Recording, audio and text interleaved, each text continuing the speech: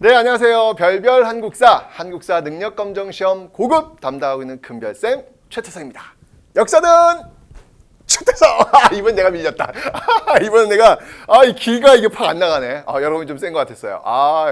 이게 완전 힘이 쫙 와야 되는데 쉽지 않네요. 자, 어쨌건 유인. 네. 자, 여러분들 그거 아세요? 농사를 짓잖아요. 그런데 1년 농사 짓는 기간이 365일이라면 365일 그 긴 기간 동안 씨를 뿌리는 기간은요, 딱 7일이라고 합니다. 그 7일이라는 시간을 놓치면 한 해의 농사를 지을 수가 없는 것이죠. 우리 인생도 마찬가지인 것 같아요, 여러분들. 씨를 뿌리는 시간은 한정되어 있습니다. 그때가 바로 지금 여러분의 때이겠죠. 인생은 깁니다. 길다고 여러분들이 여유를 가지시지는 않았으면 좋겠어요. 지금 여러분들이 씨를 뿌리고 열심히 그 씨를 돋구어 내야 될 시점, 그게 바로 지금인 것 같아요. 한번 여러분 다시 한번 기억하시기 바랍니다. 1년 농사 짓는 365일 중 씨를 뿌리는 기간은 고작 7일이라는 것. 그 7일의 시간은 바로 당신, 여러분의 지금의 청춘이라는 거 잊지 마시기 바랍니다. 자, 지금부터 저와 함께 씨를 뿌리러 가봅시다. 자, 여러분들 이제 문화 파트입니다. 사실 문화 파트도 여러분들한테는 진짜 힘들죠. 근데 여러분들 문화 파트는요, 사실은 여기 지금 제가 적어드리는 어떤 그런 텍스트보다는 사진을 많이 보셔야 돼요. 제가 지금 계속 사진 띄워드릴 거거든요. 예, 나왔을 때 계속 연결시켜 가시면서 그렇게 보는 거, 이게 중요한 거예요, 여러분들. 절대 여러분들 지금 이게 쓰는 걸 외워갖고 여러분들 시험 문제 푸는 문제는 안 나와요. 예, 늘 사진 나옵니다. 아니, 여러분들 한국사 능력검정시험 고급시험이 왜 컬러인데요? 네, 그런 문화재 사진을 보여주려고 컬러로 만드는 거예요. 그렇기 때문에 여러분들 사진을 보시고 이게 어느 시대야 정도만 아시면 돼요. 그걸 뭐 자꾸 외우려고 하지 마시고 뭐 서산, 용현리, 마의 삼존상, 그거 어떻게 외워? 저도 지금 여러분들 저도 이거 다 외우고 나왔는데 엄청난 스트레스 받고 있어요 지금요. 내가 이거 지금 다 할 수 있을런지 모르겠어요 지금. 이거 언제 저 머리가 안 좋아요 사실은요. 저는 이제 여러분 강의를 해야 되니까 여러분 그럴 필요 없다고요. 여러분들은 편안하게 오시면서 그림 보면서 저거 어느 시대야, 요것만 자꾸 익히세요. 아셨죠? 그 정도면 충분해요. 자, 저는 외울게요. 네, 갑니다. 제발. 자, 먼저 고구려부터 보겠습니다. 자, 유교예요. 유교. 예, 고구려 유교에서는 여러분들 교육기관이 중요해요. 교육기관. 자, 먼저 중앙부터 한번 살펴보도록 하겠습니다. 자, 중앙의 교육기관에는 무엇이 있는지 한번 볼게요. 자, 이미 우린 배웠습니다. 중앙의 교육기관으로서는 우리나라 기록상 최초의 대학교가 있다라고 설명드렸죠. 어딘가요? 그렇죠. 바로 태학이 있습니다. 태학. 자, 태학이면 딱 어느 왕이 떠올라야 되나요, 여러분들? 그렇죠. 우리 별치기 하면서 왔죠, 여러분들? 예, 바로 소수림왕. 고구려의 개혁군주군요. 태학, 율령, 불교 쭈르르르륵 연결이 되고 있죠, 여러분들. 소수림왕이었습니다. 자, 그 다음에 여러분들 지방을 한번 살펴볼게요. 지방 교육기관. 뭐 중앙에 있는 애들만 공부하나? 지방에 있는 애들도 공부해야지. 자, 지방에 있는 교육기관으로는 뭐가 있냐면요, 경당이라고 있어요. 경당이라고 있는데, 이 경당 같은 경우에는 언제부터 이게 등장을 하기 시작하냐면 장수왕 있죠, 여러분. 장수왕이 평양으로 천도하면서 보이고 있는 모습들, 지방에 있는 경당이라는 곳이 있다는 거. 그래서 중앙에 있는 태학, 지방에 있는 경당이라고 있는데, 이 경당이 여러분들 특징이 하나 있어요. 기본적으로 여러분들 중앙이나 지방이나 다 유학을 가르칠 겁니다. 그죠? 유학을 가르치는데 이 경당에서만큼은요, 하나 더 플러스. 뭐냐면 여기는 플러스, 바로 무술도 가르친다는 얘기예요. 네, 무술을 연마하는 거죠. 기약 뭐 이런 무술까지 공부도 하면서 무술도 하면서 하는 그런 모습들. 아마도 고구려는 어떤 그 무사적인 어떤 그런 전통이 있잖아요, 그죠? 예, 말도 타고 막 싸움도 잘하고 이제 그런 어떤 모습들이다 보니까 지방에 있는 학생들은 이렇게 무술도 가르치는 모습들. 이게 이제 하나의 경당의 특징이다라고 보시면 되겠습니다. 됐죠? 자, 이제 백제를 한번 볼게요. 백제의 유교. 여긴 여러분들 백제는 굉장히 중국의 어떤 선진 문명을 빨리 받아들이기 때문에 유학의 수준이 높아요. 높아서 여기에는 박사들이 줄비합니다. 네, 뭐 오경 박사. 오경 박사라고 하는 것은 뭐 여러분들 여러 경전들에 특화된 그런 박사. 지금 우리가 이제 그 박사 얘기하잖아요. 그거 떠올리시면 돼요. 그래서 이런 박사들이 즐비했던 나라. 이런 박사들이 또 일본에 가가지고 아주 많은 문물을 전달해주고 있습니다. 또 백제의 어떤 그 유려한 어떤 문장, 어떤 유학의 어떤 그 발달 이런 것들을 슬쩍 엿볼 수 있는 그런 근거가 뭐냐면 바로 사택 지적비가 있어요. 물론 여러분들이 사택 지적비의 내용을 보면 뭔가 인생 무상을 느끼면서 불교에 귀의하는 어떤 그런 내용이 들어가 있습니다. 근데 그런 걸로 본다면 이거는 상당히 어떤 불교적인 어떤 성격 그리고 또 인생 무상이라고 하는 걸 느꼈기 때문에 어떤 도교적인 어떤 그런 성격도 있을 수 있겠죠. 그죠? 예, 이런 것도 있지만 어쨌건 간에 이 사택 지적이라는 성이 사택이에요. 성이 사택이고 이름이 지적인데 사택 지적이라는 사람의 이 비문을 읽어보니까 이거는 엄청난 유학의 어떤 그 세련된 문장의 어떤 그 발달이 안 되고서는 이런 글이 나올 수 없다는 얘기죠. 예, 그런 어떤 전체적인 어떤 그 문맥 구조를 봐서는 유학이 상당히 발달했구나라는 것들을 보여주는 게 바로 이 백제의 사택 지적비다라는 거 기억하시면 되겠습니다. 이 사택 지적비는 여러분들 이 부여에서 발견이 되었습니다. 부여. 자, 그다음에 신라를 볼게요. 신라에는 여러분들 이게 있어요. 뭐가 있냐면 임신서기석이 있습니다. 임신서기석. 이게 임신년에 여러분들 뭐 김인년, 뭐 갑오년 이렇게 있잖아요. 임신년에 기록해 놓은 게 있어요. 뭐가 있냐면 두 친구가 우리가 언제까지 이 유교 경전을 끝마치자라는 약속을 이렇게 돌멩이에다 쓴 거예요. 그러니까 여러분들 우리가 일주일 안에 한국사 능력검정시험 고급을 완강하자라고 이제 옆에 친구랑 이제 종이에다 쓴 거야. 그래서 만약에 이제 완강하지 못하면 뭐 맛있는 거 사주기 뭐 이렇게 쓴 거죠. 예, 그거를 비닐에다가 담아가지고 땅에 묻어둔 거예요. 그리고 1000년이 지난 거야. 어마어마한 문화유산이 된 거예요, 여러분들. 한번 해보시죠. 또 다른 땅 판다 이제. 예? 아니 진짜 이게 그런 거예요. 돌멩이에다가 그냥 아니 이 글 쓴 친구들이 이게 우리가 쓴 글이 나중에 이 엄청난 문화유산이 될 거라고 생각을 했겠어요? 아예 안 그랬을 거예요. 그냥 돌멩이에 이게 공부하다가 우리 친구 우리 한번 열심히 이거 돌멩이에다 우리 한번 써보자고 쫙 해가지고 그냥 그래 우리 화이팅 하고 툭 치고 가버린 거예요. 그냥 그게 이제 묻어가지고 이제 지금 우리한테는 어마어마한 신라 시대 때 이렇게 유학이 발달했구나 하는 것을 알 수 있는 그 엄청난 문화유산으로 우리에게 돌아오고 있다는 얘기죠, 여러분들.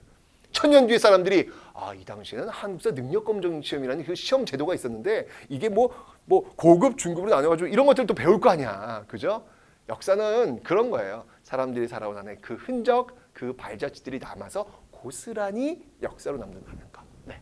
임신석에서는 또 그런 의미가 있습니다. 네. 요 끝나면 우리 땅 팔아 갈까요? 한번 다? 자, 통일신라의 유학을 한번 보도록 하겠습니다. 통일신라 유학을 공부할 때는 이때는 어떤 유학자들, 유명한 사람들이 많이 있거든요. 그 사람을 기준으로 해서 한번 살펴보도록 하죠.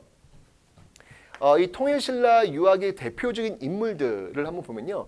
어떤 사람들이 있냐면 여러분들 여기 이제 요 점선이 요 위쪽이 지금 신라 중대라고 보시면 돼요. 통일신라는 이렇게 상대, 중대, 하대로 나뉜다고 제가 설명드렸잖아요. 중대 정도로 보시면 되는데 이 신라 중대의 그 대표하는 인물들이 있으니 어떤 인물들이 있냐면 설총. 자, 설총은 여러분들 어느 왕 때 연결된다고 그랬죠? 그렇죠. 뉴스페이퍼 킹, 신문왕. 왕권 강화의 상징이라고 제가 설명드렸잖아요. 그죠? 이때 이 설총이 이 신문왕한테 글을 하나 바치잖아요. 왕이시여! 직언을, 고언을 해줄 수 있는 그런 신하를 가까이 하십시오. 라는 화왕계. 그죠? 네, 화왕계를 올리는 그 모습이 바로 설총입니다. 그 다음에 또 어떤 인물이냐면요. 강수라는 인물이 있어요. 강수. 이 강수는요. 외교 문서에 아주 능통한 그런 인물이 되겠습니다. 그 다음에 또 어떤 인물이 있냐면 바로 김대문이라는 사람이 있어요. 네, 남대문이 아니라 김대문입니다. 이런 아재 개그 진짜 죄송합니다. 아, 얘기하기 전에는 웃길 거야라고 생각했는데 하고 나니까 이렇게 허무합니다. 안돼. 네, 김대문이라고 있습니다. 김대문. 자, 이 김대문의 저서를 한번 좀 기억해 볼 필요가 있어요. 김대문은 어떤 저서가 있냐면요, 굉장히 많이 있습니다. 먼저 화랑세기. 이 화랑세기가 이게 김대문의 화랑세기가 이게 여기에 표현된 이 화랑. 우리가 이제 화랑하면 뭔가 진취적인, 뭔가 어떤 그 남성다움, 뭔가 어떤 그 호연지기 뭐 이런 모습인데 화랑세기에 있는 화랑들 봤는데 뭐야 얘들 뭐야 남자들끼리 뭐 하는 거야 뭐 이런 어떤 그런 이야기들. 남자 얼굴에 막 화장도 하고 서로 뭐 하는 거야 뭐 어떤 그런 것들 있잖아요. 그래서 아주 충격과 쇼킹을 주었던 그런 책. 그런데 이제 이런 것들이 위작이다 뭐 이런 얘기도 있고요. 어쨌건 간에 화랑에 대해서 좀 이렇게 다각도로 접근할 수 있는 그런 거리를 이 김대문이 우리에게 던져주고 있습니다. 근데 여러분들 옛날 사람들을 절대 우리의 어떤 시선을 보시면 돼요. 여러분들의 시선은 지금 대부분 어떤 시선인지 아세요? 조선시대 유교적 시선이에요. 우리는 알게 모르게 조선시대의 유교적 시선을 딱 장착하고 세상을 바라봅니다. 이게 우리 있어요. 그러니까 고대 사람들의 어떤 사랑, 고대 사람들의 어떤 그 정신 이런 것들이 이해가 안 돼요. 어떻게 그럴 수 있어? 말도 안 돼. 라고 하지만 이게 왜 그러냐면 우린 조선시대의 그 안경을 끼고 고대를 바라보기 때문에 그래요. 여전히 우리는 그 조선시대의 어떤 그 시각들이 많이 있습니다. 여러분들 그렇다니까요. 잘 보세요. 자, 화랑세기가 있고요. 그 다음에 이제 고승전. 고승전이라고 하는 거는 이제 그 유명한 승려들의 이야기, 고승전이 있고요. 그 다음에 한산기. 한산기는 뭐냐면 여러분들 그 구주 오소경 아시죠? 거기에 한산주가 있어요. 그 한산주에 이제 머물면서 썼던 그런 기록들이 한산기에 있는데 이 특징들이 있습니다. 화랑세기, 고승전, 한산기 이러한 것들의 특징이 있어요. 이게 뭐냐면 보세요.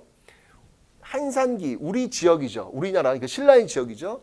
우리의 어떤 고승들이죠. 신라의 어떤 전통이죠. 이건 뭐냐면 굉장히 자주적이고 주체적인 그런 특징들을 이 김대문은 쓰고 있다라는 얘기예요. 자, 이게 무슨 말이냐면 여러분들 이 김대문이 바라봤을 때 지금 우리의 어떤 그 신라의 어떤 전통 같은 것들이 굉장히 외래 문화에 의해서 많이 퇴색되고 있다라고 지금 이 사람은 보고 있어요. 자, 외래 문화라고 하는 건 어떤 문화일까요? 바로 불교 문화예요. 불교 문화. 네. 이 당시 김대문이 봤을 때는 이 외래 문화, 불교 문화 들어와가지고 우리 어떤 신라하고 있으면 원래 이거 전통성 이런 것들이 많이 잃어버리고 있다. 우리 거 좀 찾아보자 라고 하는 차원에서 이 화랑세기, 고승전, 한산기 이런 것들을 쫙 지금 써내려가고 있는 그런 모습들. 불교라는 것들이 아주 자연스럽게 지금 정착이 된 것 같은데 여기에 또 반감을 가지고 있는 사람들도 있구나라는 거 또 한번 볼 수 있겠습니다. 그죠? 어찌보면 불교는 외래 종교니까요. 그죠? 충분히 그럴 수 있습니다. 자, 그리고 이제 하대. 이렇게 잘라서 여기 이제 하대, 신라 하대를 한번 볼 텐데 신라 하대를 대표하는 유학자가 있다면 뭐 누가 있어요, 여러분들? 제가 하도 많이 얘기해가지고 우리 할아버지 아주 막 제가 막 세뇌를 시키고 있어요, 그냥 세뇌를 그냥. 근데 여러분들 진짜 제가 우리 할아버지라서 하는 얘기 아니라 진짜 똑똑한 집안의 사람인데요. 진짜 농담이고 진짜 시험이 잘 나왔어 제가 설명드리는 거예요. 이렇게 웃자고 하는 얘기, 여러분들이 굉장히 내가 웃자고 하는 얘기인데 죽자고 달려드는 사람들이 있더라고요. 와 이거 뭐 자기 할아버지 나왔다고 뭐 저러냐 막 그러는데 제가 사실 이걸 다 이제 생각하고 얘기를 하는 거예요. 여러분들 시험에 잘 나오기 때문에 얘기를 하는 건데 웃자고 한 얘기예요. 웃자고. 사실 내가 얘기했잖아. 우리 할아버지 진짜 아닐 수도 있어요. 근데 그럼 그래야 좀 여러분들이 좀 이게 중요한 인물이니까 이제 그러는 거예요. 무서워 왜 그래? 바로 최치원이라는 인물이 있죠. 이 최치원은 정말로 중요합니다, 여러분들. 꼭 기억을 해 놓으셔야 돼요. 자, 최치원은 경주 최씨, 육두품. 그래서 신라 하대 골품제의 모순을 보여주고 있는 상징적 인물이다. 라고 설명드렸죠. 이 최치원 같은 경우 전 시간에 배웠습니다, 여러분들. 당나라에 가가지고 그 당나라 유학생들이 보는 시험이 있었는데 거기 이제 합격을 하잖아요. 그 시험이 뭐라고 제가 설명드렸죠? 최치원, 바로 빈공과. 빈공과에 합격을 했던 아주 우수한 그런 인물이었고요. 이 최치원의 기록들이 있어요. 어떤 것들이 있습니까? 바로 개원 필경. 네, 개원필경. 그 다음이 토황소 경문. 토벌한다는 얘기죠. 황소에 난 그 경문을 썼다는 얘기예요. 네, 토황소 경문과 같은 그런 기록들을 남겨놓고 있더라라고 하는 거 최치원. 네, 다시 한번 강조했습니다. 아셨죠, 여러분들? 기분은 좋아? 그래도 자, 뭐 중요하니까 당당하게 제가 말씀드린 거예요. 네, 사심강이 아닙니다, 여러분들. 너무 중요해요. 최치원 신라하대였습니다. 자, 발해의 교육기간 한번 볼게요. 발해의 교육기간 배웠는데 여러분들. 그 왜 발해 그 문항 때 왜 삼성 육부하면서 제가 살짝 하나 붙여줬잖아요, 그죠? 감찰기구로서는 중정대, 그죠? 그리고 대학교로서는 뭐가 있다 그랬죠? 주자감이 있다 그랬죠? 주자감. 주자감이 있더라라고 하는 거, 이런 교육기관이 있음을 기억해 놓으시면 되겠습니다. 됐죠? 이렇게 해서 유교 한번 깔끔하게 정리를 해봤습니다. 네. 어렵지 않았죠? 자, 다음 볼게요. 교육기관 좀 잘 봐두세요. 이제 역사를 볼게요. 역사 중요하죠, 여러분들. 역사는 항상 매 시대마다, 왜냐면 이게 한국사 능력검정 시험이에요. 당연히 역사에 대해서는 굉장히 중요할 수밖에 없는 거예요. 근데 문제는 뭐냐면 우리나라 현존하는 가장 오래된 역사서가 뭔지 아세요, 여러분들? 자, 이 골든벨 한 32번 문제다. 우리나라에서 가장 현존하는 가장 오래된 역사서. 삼국사기. 그렇죠, 삼국사기. 맞췄네요. 잘했어요. 네. 그러니까 그 말은 뭐냐면 삼국사기 언제 썼냐면 고려시대 쓰잖아요. 그러면 고려시대 쓴 그 삼국사기가 가장 오래된 역사서다. 그러면 그 이전의 역사서는 없다는 얘기잖아요. 지금 존재하지 않는다는 얘기잖아요. 그죠? 정말 여러분들 혹시 집에 뭐 다락방이 있다거나 아파트 요즘 뭐 그런 데는 없겠지만 혹시 시골집에 내려갔는데 막 쌓여있는 뭐 켜켜한 그 창고 같은 데서 정말 여러분들이 알아볼 수 없는 한문이 막 쓰여져 있는 그런 너덜너덜한 책, 아주 오래된 책이 있다면 꼭 챙겨보세요. 혹시 압니까? 삼국사기 이전의 기록물이 나오죠. 만약에 삼국사기 이전의 기록물이 발견이 된다, 이건 세기적 발견이에요, 여러분들. 세기적 발견. 이건 무조건 국보야. 무조건 국보. 어떻게 찾아볼래? 분명히 있을 것 같은데. 한번 해보세요. 자, 그래서 말씀드린 거예요. 삼국사기도 분명히 그냥 쓴 게 아니에요. 창작물이 아니잖아요. 기존에 있는 역사서를 토대로 해서 쓴 역사서란 말이죠. 그러니까 있다는 얘기예요. 근데 존재하지 않는다는 얘기지. 지금 존재하지 않는다는 얘기지. 그죠? 자, 고구려에는 어떤 책이 있었냐면요. 고구려에는 유기. 머무를 유자예요. 머물러 있는 기록이라는 어떤 그런 기록이 되겠죠. 그러니까 뭔가 이제 세월이 지나가면서 거기 흔적들을 남겨놨다는 얘기야. 그 유기를 다시 정리해서 새롭게 모아놓은 역사서. 이걸 우리는 신집이라고 그래. 신집. 신집이라고 하는데요. 이 신집은 영양왕 때, 영양왕 때 이문진이라는 사람에 의해서 쓰여진 책이 바로 신집이라는 책이 되겠습니다. 신집 기억해 놓으시면 되고요. 그 다음에 백제. 근데 기본적으로 이제 역사서는 여러분들 어떨 때 쓸 것 같아요? 역사서는 잘 나갈 때 써요. 안 그렇겠어? 막 두들겨 맞는데 그거를 일기장에 쓰면 얼마나 초라해. 나 오늘 10대 두들겨 맞았다. 이거 남기고 싶지 않잖아요. 근데 내가 오늘 말이야, 막 진짜 한국사 능력검정 시험 만점 받았어. 그래서 여러분 만점 받으면은 그 사람들 중에 누구는 이렇게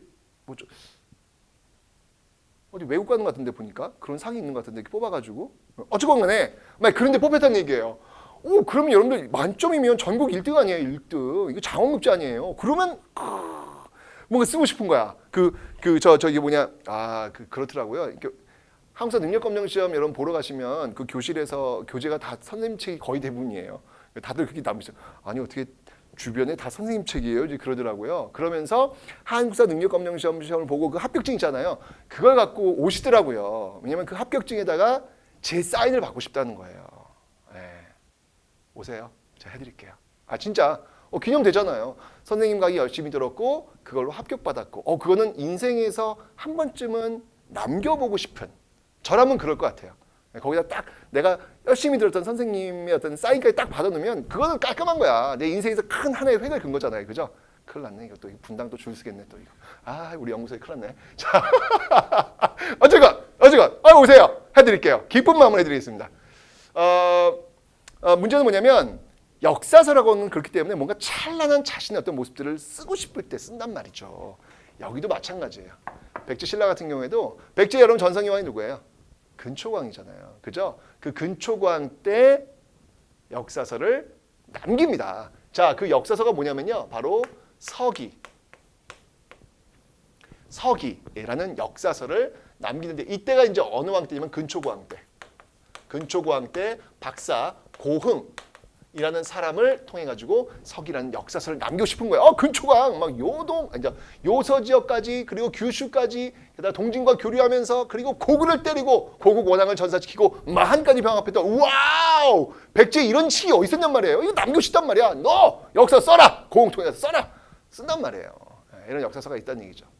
그다음 이 서기 하나 발견되면 이게 사실은 삼국사기에서 백제사가 많이 축소 왜곡되잖아요. 그죠? 이 서기 하나 발견된다면 정말 그 시대를 좀 다시 한번 조명할 수 있는 그런 역사서가 되지 않을까라는 생각이 듭니다. 자, 그리고 여러분들 신라 볼게요. 신라 역시 마찬가지. 신라 진흥왕 전성기 때잖아요. 그러니까 이때 쓴 국사라는 책이 있습니다. 국사. 이것도 역시 진흥왕 때 거칠부. 이 거칠부를 통해서 국사라는 역사서를 남기고 있더라라고 하는 거. 제가 여기다 하얀색을 쓴 이유는 뭐냐면요. 존재하질 않아요. 다 존재하질 않아요. 그래서 이걸 중요하다고 근데 이게 왜 중요한지 의미가 있을 거 아니야. 존재해야 내가 중요한 표시를 할 거 아니야. 존재하지 않기 때문에 그냥 하얀색. 하지만 여러분 다락방 어딘가에 있을 수 있어요. 한번 잘 뒤져보세요. 한글로 써 있지는 않습니다, 여러분들. 한자로 써 있겠죠. 기억해 두셨다가 서기 발견하면 꼭 일단 저한테 가져오세요. 일단 저한테 가져오세요. 아셨죠? 자, 이렇게 해서 역사서 한번 살펴봤습니다. 통일신라하고 발해는 통과하셔도 될 것 같아요. 자, 이제 도교 한번 보겠습니다. 자, 도교. 일단 기본적으로 여러분 도교하면은 제가 말씀드렸죠? 신선사상. 그 다음이 무위자연.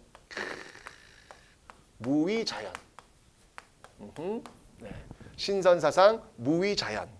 그런 모습들이 있다라고 설명드렸는데 이 도교와 관련된 고구려의 대표적인 게 일단 뭐가 있을까요? 흔적. 그건 바로 사신도가 있겠죠. 사신도. 자, 이런 것들을 대표하고 있는 게 바로 사신도. 자, 사신도가 있는데 여러분들 요거는 어떻게 됩니까? 이게 지금 방향을 한번 설정해 보면 이렇게 동서남북을 이렇게 설정해 보면 맨 위쪽에는 뭐가 있어요? 북에는 사신도 중에서 이런 건 상식인데 모를 수도 있나? 모를 수 있죠. 죄송합니다. 저쪽 북에는 여러분들 북주작 남쪽에는 틀렸다. 내가 틀렸다. 주작이 남쪽이에요. 북해는 현무예요. 이럴 수 있다니까요. 제가 일부러 여러분 틀려드린 거 알죠, 여러분들? 여러분들하고 나오지 같이 이렇게 하기 위해서. 여기서는 주작은 이 남쪽이에요. 주작은 남쪽이고요. 그 다음이 북의 현무. 그 다음에 이제 이건 쉽죠. 좌측, 우측. 여기는 백호. 그리고 동쪽에는 청룡. 이렇게 이어지죠. 그죠? 좌청룡 우백호 이제 이런 얘기 하잖아요. 그죠? 이런 어떤 사신도가 형성되고 있다라고 하는 건 상식으로 하나 알고 계시면 되겠습니다. 그죠? 이런 사신도. 근데 여러분들 저는 이 고구려 백화에 있는 그 사신도, 특히 저는 그 현무도. 현무도를 이렇게 보면요. 정말 그 비늘이 미끄덩한 어떤 그런 느낌이 살아있다라는 느낌?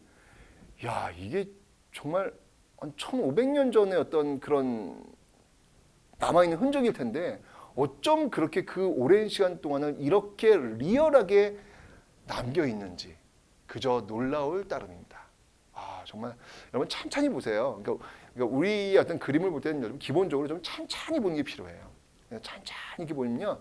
거기 뭔가 촉촉하게 물기가 흐르면서 그 비늘이 이렇게 번들번들하는 어떤 그런 느낌? 예, 만지면은 그 뭔가 촉감이 있을 것 같은 그런 착각이 들 정도로 아주 섬세합니다. 어우, 멋있어요. 아, 그리고 여러분들 여기 백호하고 청룡도 이렇게 보시면 알겠지만 그 날아가는 모습들 있잖아요. 그 날아가는 모습들. 이렇게 날아가는 그 용이 이렇게 하고 날아가는 모습 있잖아요. 보시면 알겠지만 이 모습 여러분들 어디서 많이 본 것 같지 않아요? 허, 당신 신발 뭐 어떤 건지 모르겠지만 당신 신발 나이키의 그 라인 있잖아요. 그 상징적 라인 있잖아요. 그 라인이 여기 숨어 있잖아요. 그대로 보이잖아요, 여러분들. 아니 그러니까 왜 그 디자인을 왜 뺏겨? 이미 사신도에 우리 저 고구려 우리 할아버지들이 다 이미 만들어온 디자인인데 그걸 왜 외국에 뺏기냐고요. 우리 디자인 속에 여기 있잖아요. 그 나이키 그 라인이 바로 나와 있잖아요, 지금요. 그죠? 대박 아닙니까, 여러분들? 네. 우리 것을 통해서 여러분들 아니 진짜로요. 우리의 어떤 문화재를 잘 보셔가지고 혹시 여러분들 이 중에서 디자인 쪽에 관심 있으신 분들은 우리의 어떤 역사, 우리의 어떤 문화재를 통해 가지고 독창적인 어떤 디자인을 딱 잡아보세요. 고구려는 여러분들 기본적으로 역동적이에요. 역동적이기 때문에 어떤 지금의 어떤 그 역동성과 굉장히 일치할 수 있는 것들이 굉장히 많이 있습니다. 지금 이 나이키 라인 무슨 나이키 라인이야? 나이키가 바로 이 청룡도를 모방한 거지, 그죠? 네, 이런 거 한번 찾아보시기 바랍니다. 자, 그래서 사신도 한번 봤고요. 백제, 백제의 도교와 관련된 그 문화유산에는 예 유명한 게 있죠. 바로 산수문전,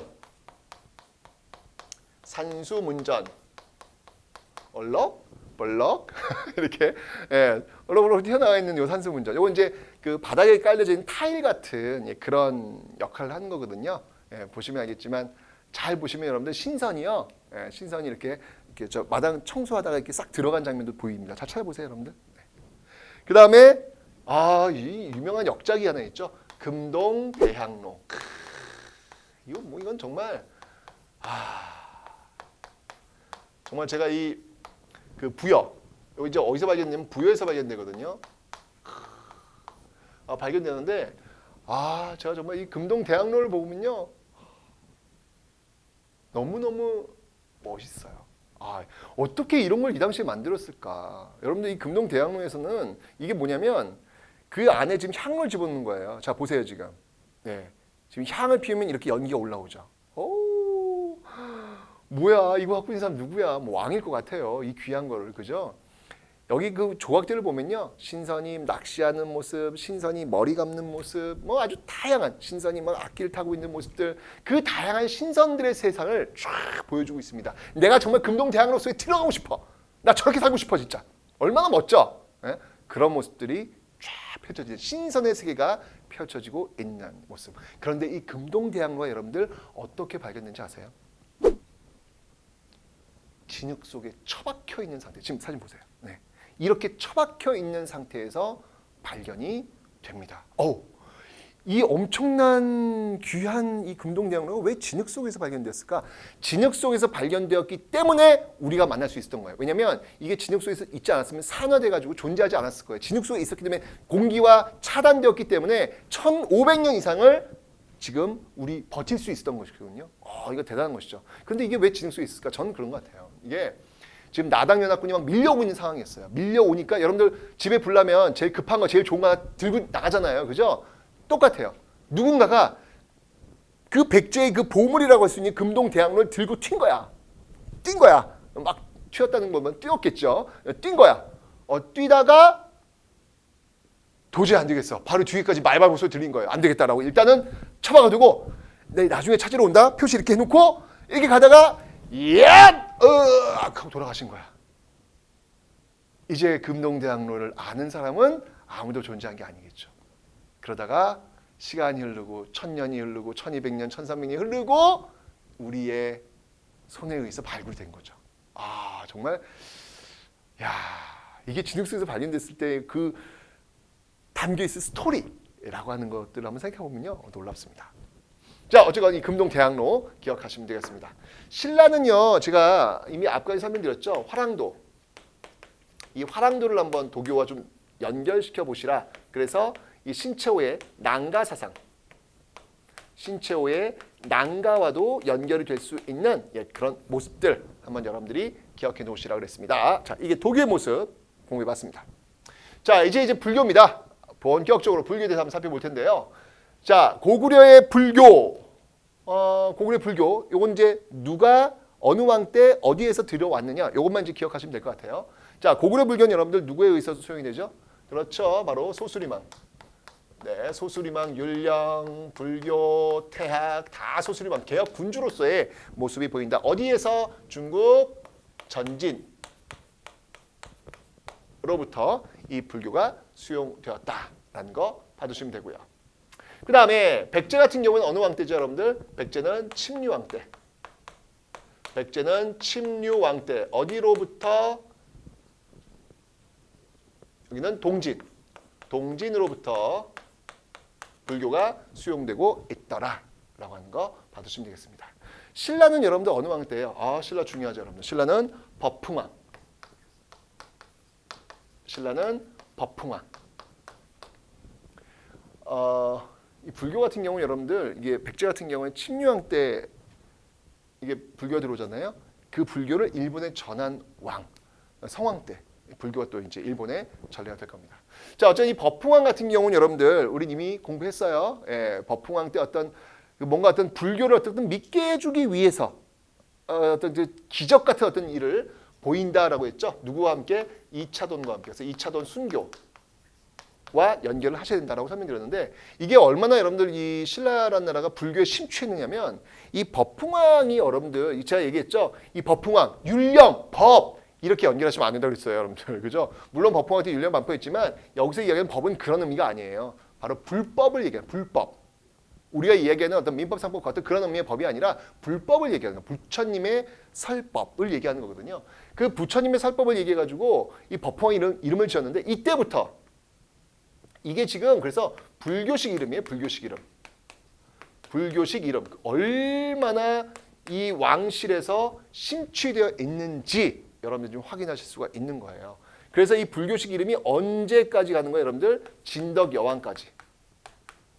이거 신라 상대까지는 태종 무열왕부터 여러분들 신라 중대에 연결되잖아요. 신라 상대가 끝인 진덕 여왕이거든요. 진덕 여왕까지 이 모든 게 다 이게 다 불교식 이름이에요. 불교식 이름.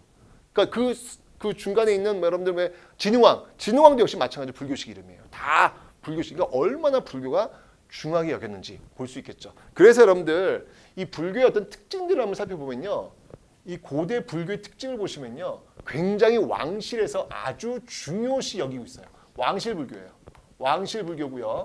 그 다음이 업설, 여러분들이 왜 지금 이렇게 고통받고 있습니까? 그건 바로 여러분들이 그 업보야, 업보. 고통받으면 안 되지. 그죠? 네, 여러분들이 이렇게 저와 함께 해피하게 한국사를 공부할 수 있는 이유가 뭡니까? 그건 여러분들이 전생에 좋은 일을 많이 했기 때문에 그래요. 네. 자, 이런 게 왜 불교에서 그러잖아. 그죠? 업에 의해서. 근데 여러분들 이 업이라고 하는 거 이렇게 볼 수 있어요. 그러니까 갈등론적 관점에서 본다면 여러분 마르크스가 왜 종교는 아편이다라는 얘기를 했잖아요. 갈등론적 관점에서 보는데 왜 그런 거냐면 바로 이런 거죠.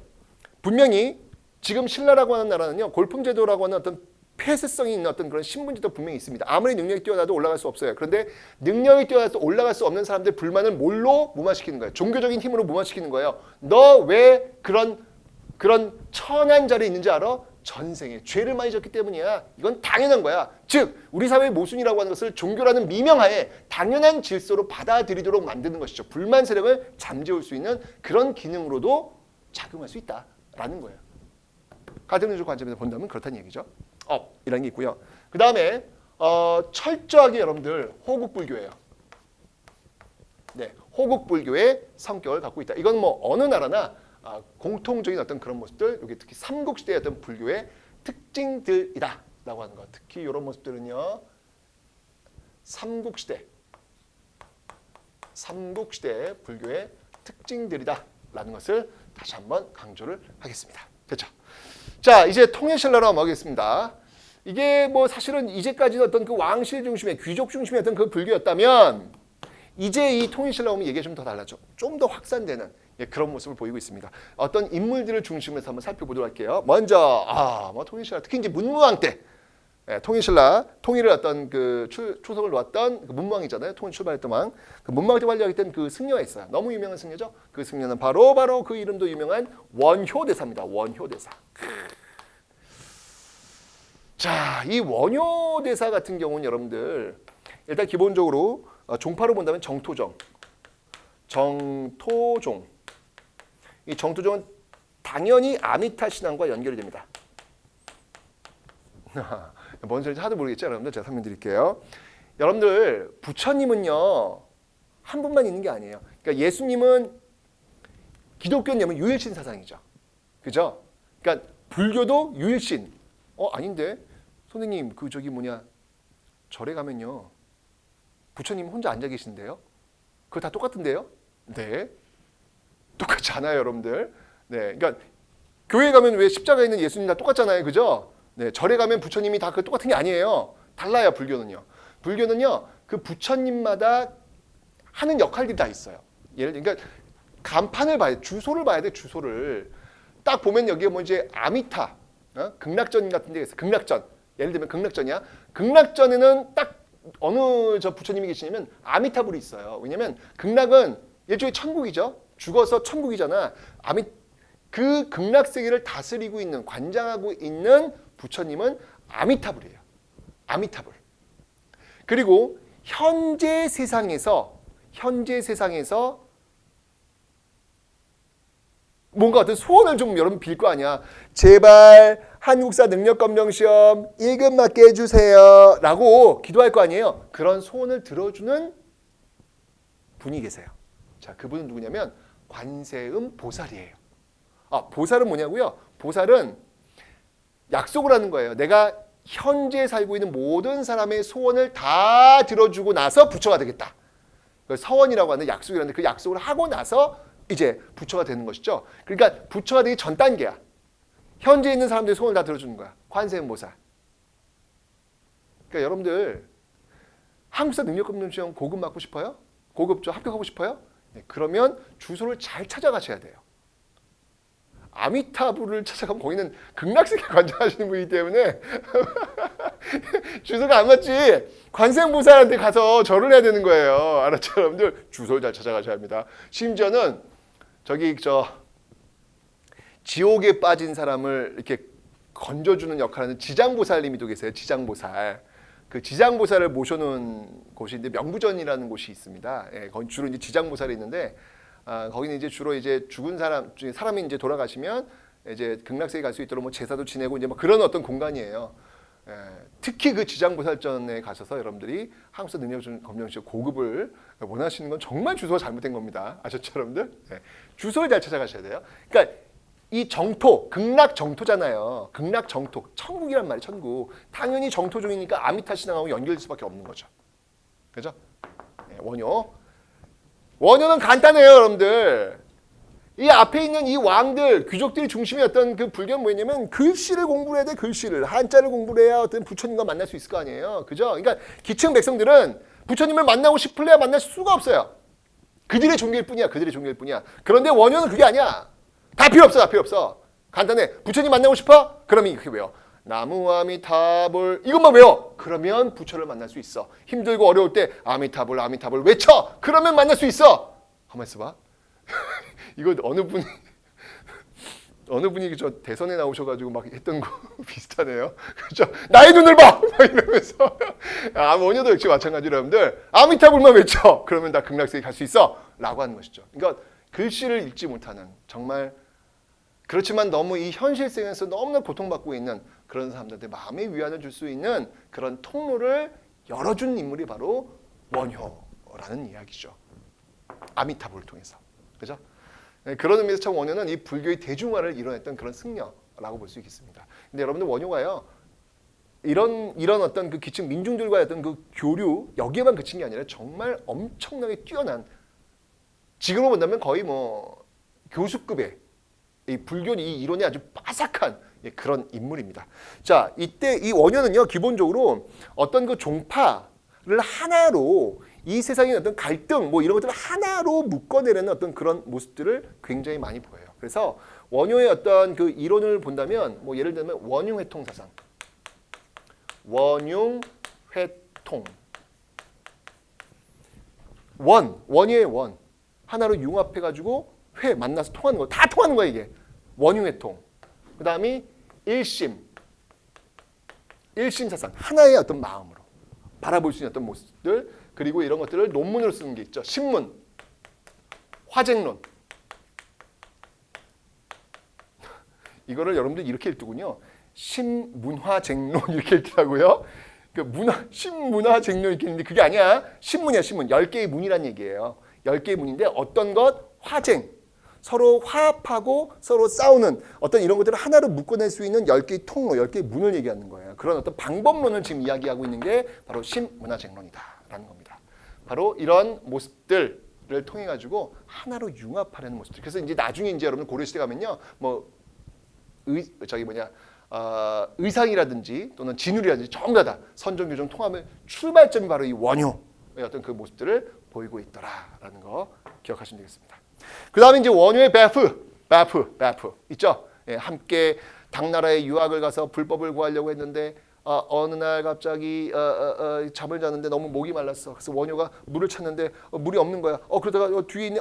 이게 뭐야? 물을 봤는데 막 그 달빛에 비친 그 반짝반짝 빛나는 맑고 투명한 물. 이야, 진짜 맛있어. 오, 대박! 라고 해서 잠을 한 푹 자고 일어났죠. 일어났더니 그 물은 뭐였어요? 바로 해골바가지 담긴 썩은 물이었더라! 라고 하면서 그때 원효가 깨달은 것이지. 그렇구나. 진리는 바로 저 당나라에 있는 게 아니라 바로 내 마음속에 있는 것이구나 하면서 의사한테 나는 이미 깨달았다. 너 혼자 가라! 라고 해가지고 원효는 돌아왔다는 썰. 이게 기록이 없고요. 그런 이야기가 전해질 뿐이에요. 예. 그런 거 보면 제가 볼 때는 그 베프 이 의상이라는 친구는 굉장히 공부를 꼼꼼하게 하는 친구이고요. 원효는 굉장히 힘들었나 봐. 가기가. 야, 나 못 가겠다. 라고 하면서 나는 이미 깨달았거든. 라고 하는 어떤 그런 모습을 보인 게 아니었을까라는 재미있는 또 상상이 되더라고요. 자, 어쨌건 그의 베프라고 할 수 있는 의상. 예, 의상이 있죠. 자, 어쨌건 이 원효 의상 같은 경우는 여러분들 의상 같은 경우는 화엄종을 발달시킨 어떤 그런 사람인데요. 특히 여기서 일, 즉, 다, 즉, 엘.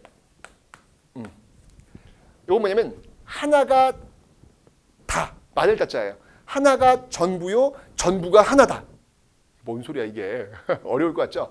근데 이건 그런 것 같아요. 어떤 왕권 강화와 관련된, 그러니까 왕을 중심으로 해서 모두 다 하나가 될 수 있다라고 하는 왕권을 좀 강화시키는 어떤 그런 수단으로 활용된 건 아니었을까라는 생각도 한번 해봅니다. 그리고 이 관세음, 네, 관세음 사사. 여기 이제 아미타죠. 아까 제가 얘기했죠. 그래서 여러분들 우리 이 기층 민중들이 정말 똑똑한 거예요. 뭐냐면 부처님이 굉장히 많아요. 많은데 여러분들 왜 나무아미타불 관세음보살, 나무아미타불 관세음보살 알잖아요. 근데 제가 생각해보니까 나무아미타불 관세음보살은 다 해결돼. 왜냐면 현재 살 때는 관세음보살 나를 소원 들어줄 거고 내가 죽으면 극락세계 아미타불. 그 많은 부처님 중에서 나무아미타불 관세음보살이면 다 해결이 되더라고요. 그죠? 그래서 여기서 지금 아미타와 관세음, 네, 이런 것들과 연결이 된다는 거 기억하시면 되겠습니다. 그 다음에 이제 그래서 이제 여러분들 이 원효와 의상은요, 이 원효와 의상은 바로 이 불교의 대중화를 이룬 혁혁한 공을 세운 인물이더라라고 하는 거 기억하시면 되겠습니다. 참 마음의 어떤 위안을 얻고 싶을 때, 마음의 상처가 있었을 때 그 마음을 어루만져 줄 수 있는 그 어른, 그 시대의 어른이 있다는 것은 굉장히 행복한 거거든요. 이 시대에 살았던 사람들은 아마 원효를 통해서 또 의상을 통해서 삶의 어떤 위안, 위로 이런 것들을 받지 않았을까라는 생각이 듭니다. 우리 시대에도 그런 어른들이 좀 많이 계셨으면 좋겠어요. 특히 이렇게 공부하고 있는 많은 청춘들에게 진심으로 마음을 좀 열어줄 수 있는 그런 우리 시대의 어른들이 좀 많이 좀 계셨으면 좋겠습니다. 우리 시대의 원효와 우리 시대의 의상을 한번 찾아봅니다. 자, 이렇게 있고요. 그 다음에 이제 해초 잊으시면 안 되겠죠. 해초. 이 해초는요 정말 대단하신 분이에요. 이분도요. 이 해초 같은 경우에는 왕 간 거예요. 예, 오천축국 을 가서 남긴 기행문. 예, 왕 오천축국전. 이것도 또 여러분들도 왕호로 읽으면 안 돼요. 왕호 천축국전 이렇게 읽으면 안 돼요. 왕 오천축국을 간 거예요. 아시죠 여러분들? 이게 가랑자예요, 가랑자. 예, 그래서 쓴 기록이다라는 겁니다. 왕오 천축국전. 요거 이제 기행인데요. 정말 그 인도 쪽을 정말 간 건데, 야 이걸 걸어서 갔을 거 아니에요. 그죠? 그 수천 킬로를 걸어갔을. 정말 그 구도자의 어떤 그런 마음이 아니었을까. 저는 제가 은퇴라면요, 꼭 하고 싶은 게 있어요. 저는 그 왜 순례자의 길이 있더라고요. 예, 그 순례자의 길을 어디로 가는 길이더라? 하여튼 뭐 예, 있더라고요. 예, 거기를 한번 좀 걷고 싶어요. 걸으면 많은 깨달음을 얻을 수 있는 것 같아요. 정말로요. 예. 여러분 혹시 시간이 없을 수 있겠지만 많이 힘들고 어려울 때는 하루만이라도 좋으니까 한번 걸어보세요. 아이고 저는 힘들어요. 이거 어떻게 걸어요? 그 힘든 그 타이밍을 좀 넘어서면 뭔가 또 다른 그 깨달음이 있는 것 같아요. 그냥 나 혼자 그냥 한번 걸어보는 것. 그런 것도 하면 좋은 것 같아요. 일단 순례자의 길을 가기 전에 저는 일단 이곳 분당에서 저는 저기 강원도까지 한번 동해바다까지 한번 걸어가 보고 싶은 게 일단 목표입니다. 걷다 보면 바다가 나오겠죠. 오 멋지지 않아요 여러분들? 예, 걷다 보면 바다가 나올 겁니다. 예, 한번 우리 같이 할래요? 자 그래서 예, 어떤 그 길을 걸으면서 이 해초가 가졌을 어떤 그 인생의 어떤 구도, 예, 어떤 그 도를 찾으려는 어떤 그런 모습들 한번 상상해 볼 수 있을 것 같아요. 예, 해초 기억하시면 되겠습니다. 자, 이제 여러분들 신라 하대를 한번 볼게요. 신라 하대에서는 여러분들 이미 배웠어요. 여러분들 신라 하대 때는 바로 호족들의 막 열광적 지지를 받고 있는 선종. 이 선종이 유행한다라고 제가 설명드렸잖아요. 그죠? 선종의 유행. 이 선종은 여러분들 사실은 통일신라 그 전후에서 예, 전례가 되어가지고 이게 지금 이 하대 오면 유행을 하는 그런 모습들을 보이고 있거든요. 이 선종은 여러분들 글씨에 집착하는 게 아니에요. 경전을 통해 가지고 부처님의 말씀을 깨닫는 게 아니라 참선을 통해서 부처님과 부처님이 부처가 될 수 있다는, 나도 부처가 될 수 있다 어떤 그런 종파가 바로 선종입니다. 그래서 지방 호족들이 너무 좋아했잖아요. 골품제에 의해서 왕족이 될 수 있는 어떤 그런 한계를 깰 수 있는 이데올로기를 줬다는 얘기죠. 그죠? 상대적 평등 사회였던 그 길을 터줬던 것이 바로 선종이다. 그래서 지방 호족들도 굉장히 인기 폭발이었다. 그 당시 지방 호족들이 후원하고 있는 여러 사찰들이 있습니다. 이 선종과 관련된 사찰. 그 사찰들의 대표적인 것들이 바로 구산선문. 구산선문이 있고요. 예, 그 다음에 이런 선종의 유행에 따라 가지고 발달했던 문화유산들이 있죠. 바로 승탑. 왜냐하면 승탑은 여러분 불탑이 아니라 승탑이에요. 불탑은 부처님의 사리, 부처님의 말씀을 담고 있는 탑이고요. 승탑이라고 하는 건 우리가 부도라고 하는데 스님들도 왜 입적하시면 몸에서 이만큼 돌멩이 같은 게 나와요. 사리 같은 게 나오거든요. 그 스님들의 사리를 모셔둔 탑을 승탑이라고 하는 거예요.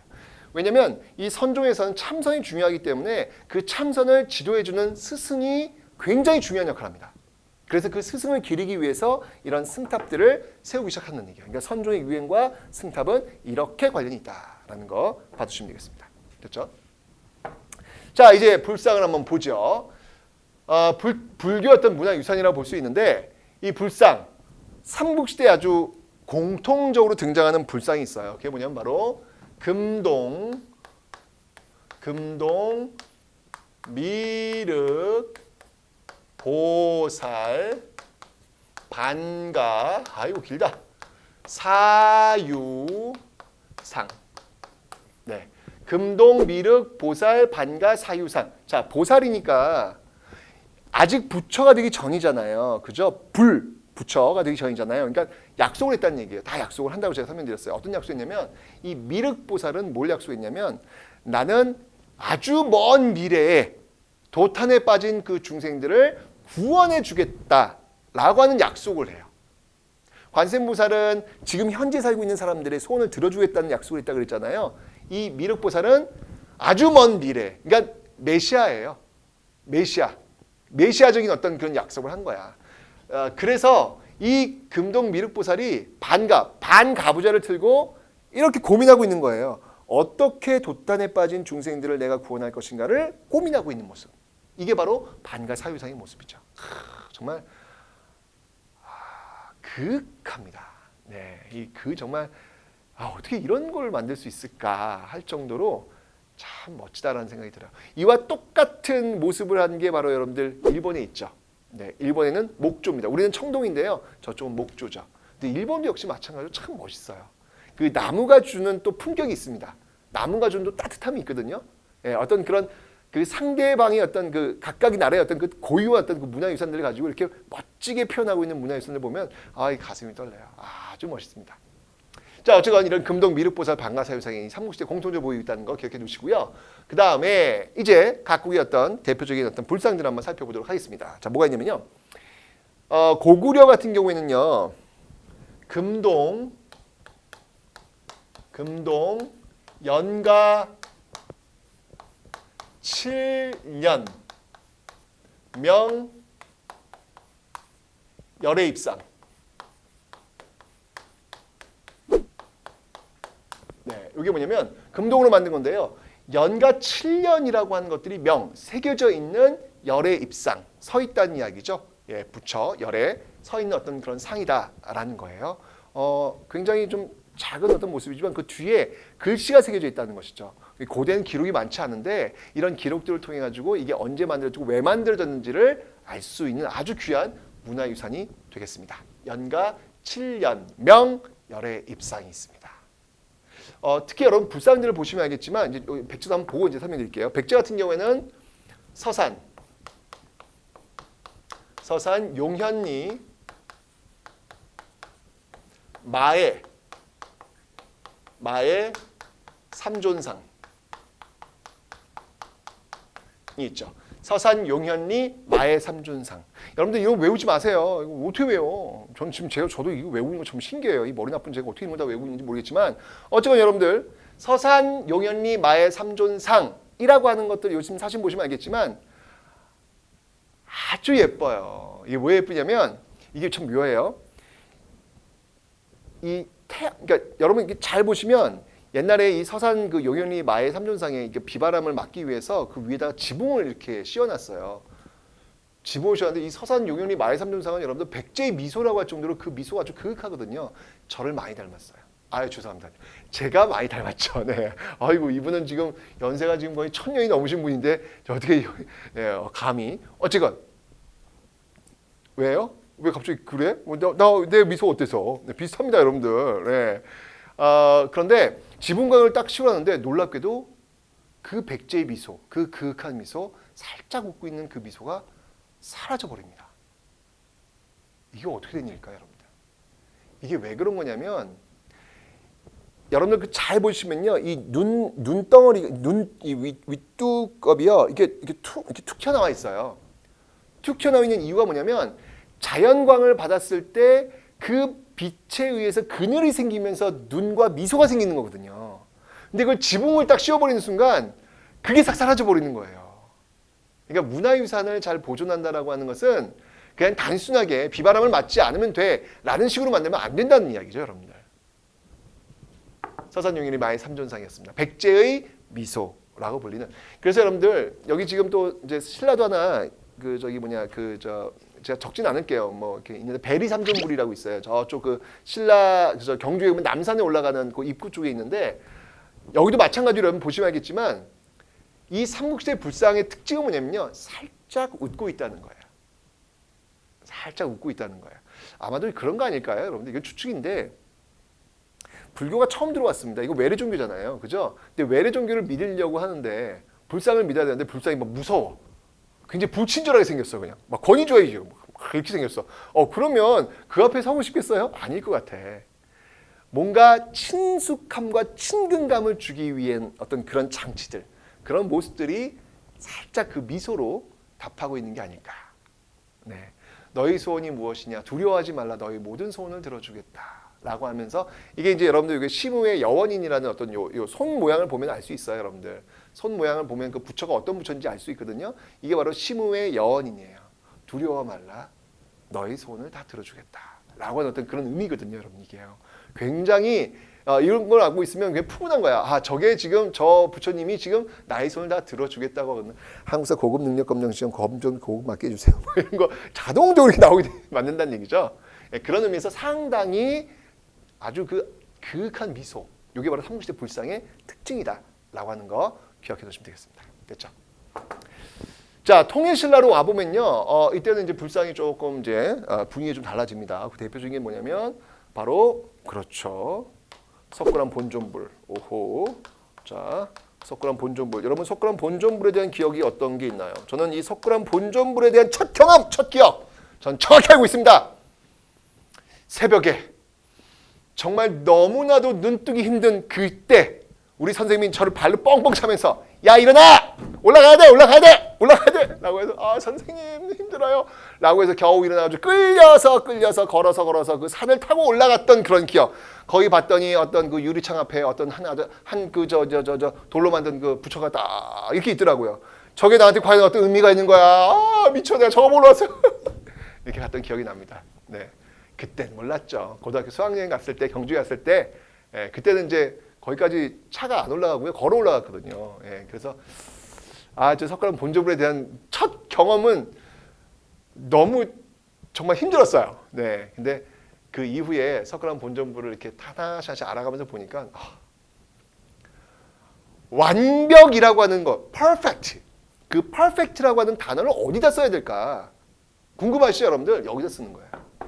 정말 이 석굴암 본존불과 그 뒤에 그 11명 관음, 와, 저는 어떻게 돌멩이로 저렇게 완벽한 아름다움을 만들어낼 수 있을까? 저게 가능한 건가? 라고 할 정도로 그저 감탄을 하게 됐죠, 여러분들. 어쨌건 이 석굴암 본존 보시면 알겠지만 여기에 이 삼국시대 불상이 갖고 있는 그윽한 미소, 노 완벽한 권위주의입니다. 진짜 그 앞에 서면요, 진짜 죄송해요. 뭐 이런 어떤 느낌?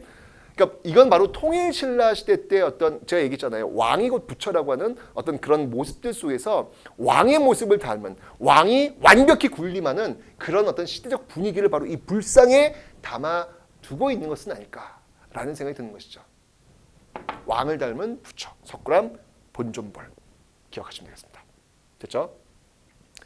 자, 석굴암 본존불 기억하시면 되고요. 그 다음에 이제 쭉 내려와서 발에 여러분들 이불병좌상이 있어요. 두 명의 부처란 얘기예요. 두 명의 부처, 병좌, 서로 앉아 있는 모습들, 이불병좌상이 있습니다. 이런 것들은 여러분들 거의 고구려의 어떤 그 특징을 담아내고 있는 모습들, 이불병좌상도 하나 기억해 두시면 되겠습니다. 됐죠? 자, 이렇게 불상 살펴봤고 이제 마지막으로 이제 불탑에 대해서 한번 배워보도록 하겠습니다. 자, 먼저 고구려의 불탑은요, 이건 목탑이었기 때문에 남아있는 게 없네요. 다 불탔어요. 어떡해. 이거 있으면 참 좋았을 텐데. 자, 그래서 바로 백제의 불탑에 대해서 한번 보도록 하겠습니다. 백제의 불탑 하면 여러분들 제일 먼저 기억하실 게 바로 익산으로 가보겠습니다. 익산 미륵사지 석탑. 익산 미륵사지 석탑에 대해서 우리가 봐야 되겠죠. 자, 익산 미륵사지 석탑 하면 이건 어느 왕 때 세워진 거라고 제가 설명드렸습니까? 바로 무왕 때라고 설명을 드렸죠. 무왕 때. 백제 무왕 때입니다. 자, 익산 미륵사지 석탑은 여러분 누구와 누구의 사랑 이야기 담겨 있는 거예요? 바로 서동과 선화공주의 이야기가 담겨 있는 우리의 그 사랑의 로맨스, 고대의 사랑 이야기가 담겨 있는 곳이 바로 익산 미륵사지였습니다. 그런데 이 익산 미륵사지 석탑이 기울게 되자 해체 작업, 보수 작업에 들어갑니다. 처음으로 돌을 하나씩 해체했죠. 그리고 그 안에서 놀라운 것이 나옵니다. 이 안에서 사리, 그 사리뿐만 아니라 이 익산 미륵사지를 만든 사람과 이유와 시기가 적힌 기록이 금판에 떡하니 나왔죠. 많은 역사학자들은 드디어 선화공주가 등장하는구나 라고 생각을 했습니다. 그런데 이게 웬걸? 이게 웬걸? 바로 선화공주가 아닌 사탁적덕의 딸이 이 절을 만들었다라는 기록이 나와버렸죠. 역사가 거의 멘붕이었습니다. 여러분들. 뭐야 우리 선화공주 어디 간 거야? 선화공주 여러분 찾아야 돼요. 여러분 선화공주는요. 이게 참 여러분들 대단합니다. 여러분들 우리 알고 있는 이야기 있잖아요. 서동이 절세 미녀 선화공주를 이렇게 꼬시기 위해서 노래를 막 퍼뜨리잖아요. 아주 야한 노래를 막 퍼뜨리잖아요. 그죠? 그 야한 노래를 막 퍼뜨리니까 그 선화공주의 아버지 진평왕이 분노해서 이런 소리들 너 나가! 라고 쫓겨내잖아요. 그 다음 이야기 제가 좀 더 들려드릴까요? 그 다음에 잘 모르시죠? 선화공주가 쫓겨나왔어요. 쫓겨나왔는데 아버지 갑자기 눈앞에 너무 잘생긴 남자가 있는 거야.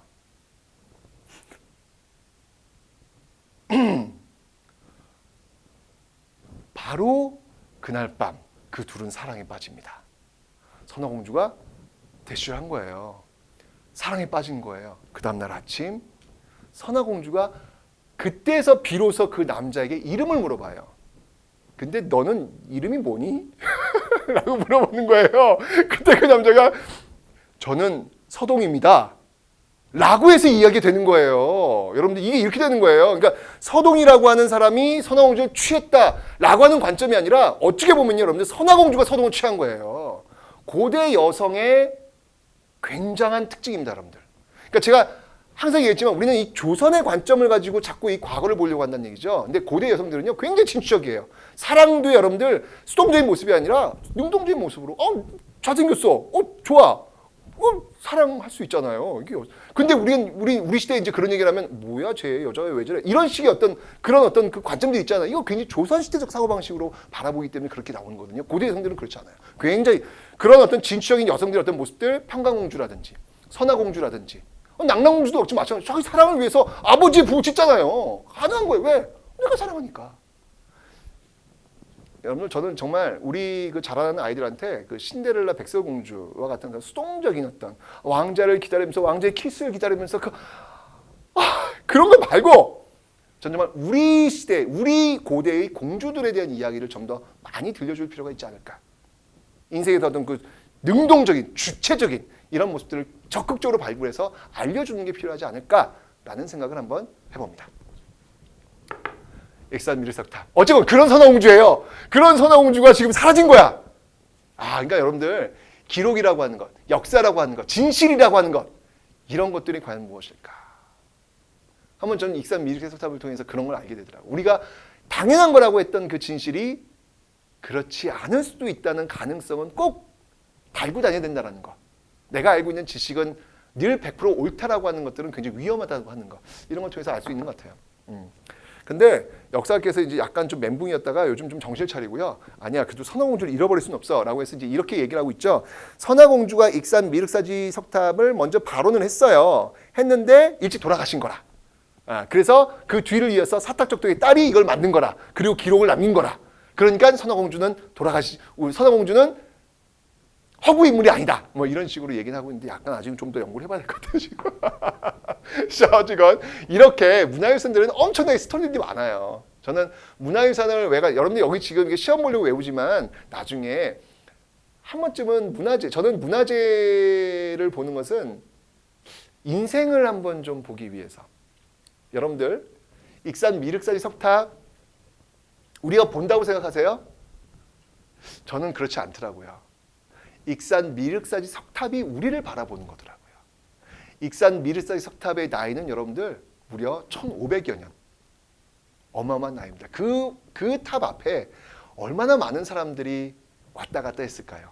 그 수많은 왔다 갔다 한 사람들 중에 한 명이 저일 뿐이에요. 그런데 제가 어찌 감히 그 탑을 바라본다라고 하겠습니까? 그 탑이 저를 극히 바라보겠죠. 그 1500년이라고 하는 그 역사의 그 인생의 그 무게 속에서 한 번쯤 저의 그 짧은 인생을 한 번쯤은 고민해 볼 수 있는 시간. 문화재를 만나는 시간은 인생을 한 번쯤은 생각해 볼 수 있는 그런 시간이 아닌가라는 생각이 듭니다. 자, 익산 미륵석탑이었습니다. 자, 다음은 여러분들, 그러니까 우리 고급 이거 합격하고 이 문화재 유산 한번 같이 갑시다. 네, 재밌겠지, 그죠? 네, 저는 시간이 없어서 저희 강의 찍어야 되기 때문에 자 한번 여러분 다 갔다 오세요. 자, 또 있어요. 이거 뭐가 있냐면 부여. 이 부여에 정림사지 5층 석탑 있죠.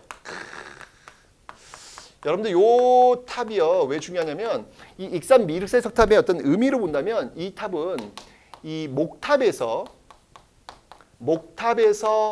석탑으로 넘어가는 그런 과도기의 모습을 보여주고 있거든요. 이게 무슨 말이냐면 이 익산 미륵새 석탑 보시면 알겠지만 나무를 이렇게 짜서 올린 듯한 어떤 그런 모습, 돌멩이를 마치 나무를 짜서 올린 듯한 모습을 보이고요. 그 안에 내부에 보면 감실처럼 이렇게 통로를 만들어놨어요. 예, 그런 모습을 통해 가지고 목탑 양식과 아주 유사하게 석탑으로 지금 만든 거거든요. 그런데 이 부여 정림사지 5층 석탑은 그런 모습을 좀 탈피해서 이제 석탑다운 그런 석탑의 온전한 어떤 그런 모습을 보이고 있습니다. 이 부여 정림사지 5층 석탑은 부여에 있어요. 여러분. 부여에 가면 볼 수 있습니다. 참 사진빨이 안 좋아요. 이상하게 저는 이 부여 정림사지 너무 예쁘거든요. 너무 예뻐. 사진 찍잖아. 근데 아니야. 내가 봤던 그 눈맛이 아니야. 이거 그런 사람 있죠. 왜 되게 멋지고 예쁘고인데 이상하게 사진 찍으면 영 아닌 사람 있잖아요. 지금 부여 정림사지 5층 석탑이 이제 그런 게 아닌가라는 생각이 드는데 여러분들 그거 아세요? 부여 정림사지 5층 석탑은 한 번도 해체하지 않았습니다. 그 말은 건 뭐예요? 이 안에 또 고대사 1500년 전에 수수께끼가 여전히 있다는 거예요. 저는 정말 가슴이 설레요. 만약에 제가 죽기 전까지 한번 정림사지 5층 석탑을 한번 해체해서 그 안에 있는 고대사의 비밀을 알 수 있을까는 모르겠지만 이 안에는 비밀이 있습니다, 여러분들. 익산 미륵석탑 이거 대단했잖아요, 여러분들. 이거 딱 해체하는 순간 엄청난 고대사의 비밀이 밝혀졌잖아요, 그죠? 정림사지 5층 석탑이 유일한 탑이에요. 이제 이거 하나 남았어요. 예. 여러분들 나중에 이제 통일시합 불구사 3층 석탑 있잖아요. 거기서도 이렇게 해체 작업하면서 거기서 세계에서 가장 오래된 금속 활자본이 나오죠. 목판 인쇄본이 나오잖아요. 무구정원 대다락이 나오거든요. 그거와 마찬가지로 석탑을 한번 이렇게 해체하면 그 안에는 어마어마한 비밀이 있습니다, 여러분들. 아직 한 번도 해체하지 않은 탑. 부여 정림사지 5층 석탑이 고대사의 수수께끼를 간직하고 우리를 기다리고 있습니다. 어떤 비밀이 있을까요? 진짜 궁금해요. 자, 이 부여 정림사지 5층 석탑은요. 근데 또 아픔이 있어요. 이걸 또 뭐라고 하냐면 평제탑이라고 합니다. 무슨 말이냐면 그 안에 비밀이 있지만 그 겉에도 글자들이 이렇게 새겨져 있어요. 뭐냐면 여러분들 그 나당연합에 의해서 백제가 멸망하잖아요. 그죠? 당나라 장수 소정방이 와가지고 이 바로 이 정림사지 5층 석탑의 그 몸체죠. 그 몸체에다가 글씨를 새겨놔요. 백제를 내가 평정했다. 그러니까 우리로서는 정말 너무너무 가슴 아픈 그런 역사의 한 문구가 여기에 이렇게 새겨져 있는 것이죠. 그러니까 그런 것들을 접할 때마다 전 소름이 끼쳐요. 타임머신을 타고 1500년 전 돌아간 거 아니야. 그죠? 그때 시간으로 돌아가서 그들의 기록을 고스란히 보고 있는 거예요. 그 기록을 당하고 있는 정림사지 5층 석탑이 얼마나 아팠을까? 라는 그런 생각? 거기에 어떤 그 당나라의 어떤 그 점령을 기록해 놓은 거잖아요. 너무 좀 가슴이 아프더라고요. 네. 많은 스토리가 있습니다. 자, 요 탑, 삼국시대의 그 탑이라는 거 기억해 놓으시면 되고요. 그 다음에 이제 신라 보겠습니다. 신라는 여러분들 분황사탑. 신라는 분황사탑이 있어요. 자, 이 분황사탑이 있는데요. 이 분황사탑 같은 경우는 우리가 뭐라고 하냐면 모전탑이라고 합니다. 모전탑. 그러니까 전탑을 모방한 탑이라는 건데 이게 무슨 말이냐면 중국은 여러분들 흙의 나라예요. 그래서 중국은 탑을 뭘로 만드냐면 흙을 갖고 만들어요. 흙으로 벽돌을 구워가지고 흙을 구워서 벽돌을 만들어서 벽돌을 쌓아 올려서 탑을 만들어요. 우리는 돌이 많아요. 중국은 흙이 많고 그래서 벽돌을 만들어서 쌓아 올린 거고 우린 돌이 많아요. 산이 다 돌산이잖아. 그 돌산에 있는 거 돌을 떼어와가지고 탑을 쌓아 올린단 말이에요. 일본은 뭐가 많냐면 나무가 많아요. 그래서 일본은 목탑이 많은 거예요. 그러니까 그 나라의 어떤 자연적 특징에 따라가지고 중국은 전탑, 우리는 석탑, 일본은 목탑 이렇게 나오는 거예요. 그게 뭐가 더 잘났고 뭐가 우스 그런 의미가 없어요. 그게 뭐가 중요해. 다 그 나라의 가장 최적인 어떤 재료를 가지고 만들어낸 그 나라의 문화유산들이니까 그냥 즐기시면 돼요, 여러분들은. 자, 그런데 이 분황사탑은 뭐냐면 전탑이잖아요. 전탑은 흙을 구워가지고 벽돌 만든 거잖아요. 근데 이건 뭐냐면 우리 돌멩이 많으니까 돌멩이를 벽돌로 만든 거예요. 돌멩이를. 대단하세요, 정말. 어떻게 돌멩이를 벽돌로 만든 생각을 했지? 다 깎은 거예요. 일일이 깎아가지고 그걸 쌓아 올린 탑이 바로 이 분황사탑이에요. 아, 정말 대단하신 것 같아요. 네, 이게 바로 이제 그래서 모전탑이라고 부르는 것 여기 있습니다. 또 하나 이제 요거 이제 다 전부 다 요 세 가지, 요 세 가지가 삼국시대의 석탑, 돌로 만든 탑이고요. 그다음에 목탑이 있어요. 목탑이 있는데 그게 뭐냐면 바로 황룡사지 구층 목탑. 황룡사지 구층 목탑이 있습니다. 자, 이건 여러분들 철저하게 이건 호국불교의 어떤 특징. 왜냐하면 각 층을 쌓아 올릴 때마다 주변 국가들이 복속한다, 항복한다라는 의미에서 이게 쌓아 올린 거거든요. 이건 호국불교죠, 그죠? 그런데 이거는 이제 고려 몽골 때 몽골 침입에 의해서 불타 버리게 되는 것. 그래서 지금 이제 황룡사지를 가시면 여러분들 정말 폐허밖에 없어요. 아무것도 없어요. 그저 그 기둥을 쌓아 올렸던 그 초석만 남아 있는데 여러분들 제가 추천합니다. 가을에 황룡사 구층 목탑을 여러분들 그 뜨거운 여름에 가시면 안 돼요. 네, 가면 여러분 진짜 정말 엑스고생이야. 네, 너무 더워요. 거기 아무것도 없거든요, 거기. 그럼 느끼는 게 없어요. 언제 가시면 가을에 낙엽이 떨어질 때쯤 저녁 한 5시경. 그러면 이제 한 5시 한 반쯤 그러면 이제 해가 떨어질 때가 될 거예요. 예, 그때 이 황룡사 그 널은 정말 폐허만 남아 있는 그 황룡사 구층 목탑의 그 가운데 심초석이 있는 그 건물이 있어요. 거기 한번 앉으셔가지고 저기 경주의 산들을 한번 바라보세요. 경주 산들이 되게 예뻐요. 아주 올록볼록 예쁘거든요. 그리고 기차가 지나갈 겁니다. 인생이 뭔지 생각하시게 될 거예요, 여러분들. 그 신라의 고도에 오셔가지고 옆에 내가 살아가는 사람이 더 좋고 더 좋고 느낌 좋아요, 여러분들. 요럴 때 여러분들 뭐 프로포즈 아주 좋습니다. 네, 아주 분위기 너무 좋거든요. 그런데 거기 땡볕에 여름에 좋아하는 사람을 데리고 거기 가가지고 하면요 아마 잘 이루어지지 않습니다. 하여튼 그 타이밍이 있어요. 타이밍 그걸 잘 보시고 한번 가보시면 좋겠습니다. 정말 멋있어요. 정말 멋있습니다. 황룡사지 한번 여러분들 꼭 한번 가보시기 바랍니다. 그 찬란했을 어떤 그런 곳이 지금 이렇게 폐허가 되어 있다는 모습들 많은 걸 생각해 주죠. 자, 다음은 여러분들 통일신라로 한번 가볼게요. 통일신라 탑. 통일신라 탑에서는 여러분들 우리가 꼭 기억할 게 이제 석가탑이죠. 석가탑. 석가탑이라고 안 하죠. 불국사 3층 석탑.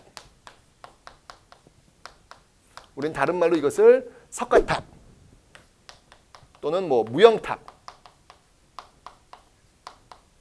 이런 표현을 쓰기도 합니다. 그리고 그 앞에 있는 게 뭐예요? 바로 다보탑. 여러분들 이게 왜 거기 있는지 아세요? 이게 좀 알고 가시면 대단한 거예요. 여러분들 그 불국사에 가시면 왜 불국사 3층 석탑하고 그 앞에 다보탑이 있잖아요. 이게 어떤 모습이냐면 이 모습은 하나의 경전의 이야기를 표현해낸 거예요. 무슨 말이냐면 불국사 3층 석탑은 바로 석가모니를 상징합니다. 석가모니가 불법을 사람들한테 전파하고 있는 거예요. 이야기하고 있는 거예요. 그래서 그 석가탑 주변에 보시면 여러분들 사람들이 앉아있는 방석처럼 돌멩이들이 놓여져 있어요. 사람들이 앉아서 지금 석가탑, 그 석가모니의 어떤 그 불법을 듣고 있는 거야. 그랬을 때 그 석가모니의 말하는 것, 이야기하는 것이 진실이다, 진리다 라는 것을 증명해 주기 위해서 땅속에서 다보 부처가 쫙 땅 위에서 딱 내려오는 거야. 그러니까 땅에서 뚫고 올라오는 모습이에요. 다보탑은 바로 다보 부처를 상징하는 거거든요. 그 다보 부처가 바로 석가모니가 불법을 이야기하는 것이 진리다라는 것을 증명하는 하나의 스토리를 그 공간에 담고 있는 거예요. 그걸 딱 아는 순간 여러분 가시면 정말 멋있는 거예요. 근데 그런 얘기를 모르고 그냥 석가탑에 사진 찍어라 야. 이렇게만 오면 재미가 없단 말이에요. 예. 그 스토리가 그곳에 있는 것, 스토리를 알고 보시는 것, 기가 막히죠, 여러분들. 와, 대단하지 않습니까, 여러분들? 다보열애가 석가모니의 설법을 진리라고 인정하는 하나의 장면이 그 공간 속에 설계되어 있다는 것. 오, 대박. 그죠? 이 불국사 3층 석탑에서는 여러분들 뭐가 나와요? 바로 무구, 정광, 대다라니경. 네, 요거는 여러분들 세계 최고입니다. 세계 최고의 목판 인쇄물. 네, 세계 최고의 목판 인쇄물 바로 무구정광 대다라니경이 불국사 3층석탑 해체 작업 과정 속에서 나오게 된다. 이렇게 엄청 어마어마한 비밀들이 막 쏟아 나온 겁니다, 여러분들. 네, 무구정광 대다라니경이었습니다. 자, 그리고 여러분들 그 하대에 가시면요, 진전사지 3층 석탑이라고 있어요. 진전사지 3층 석탑이라고 있습니다. 이 진전사지 3층 석탑은요, 근데 참 이게 여러분 보면 알겠지만 이 석굴암 본존불도 그렇고 불국사 3층 석탑도 그렇고요, 완벽해요. 이 탑이라고 하는 게 여러분들 이게 왜 이게 힘든 거냐면, 탑은 상승미를 갖고 있잖아요. 그 상승미를 갖고 있으면 어떤 게 떨어지냐면 안정감이 떨어져요. 왜냐하면 위로 향하고 있기 때문에 안정감이 떨어질 수밖에 없잖아요.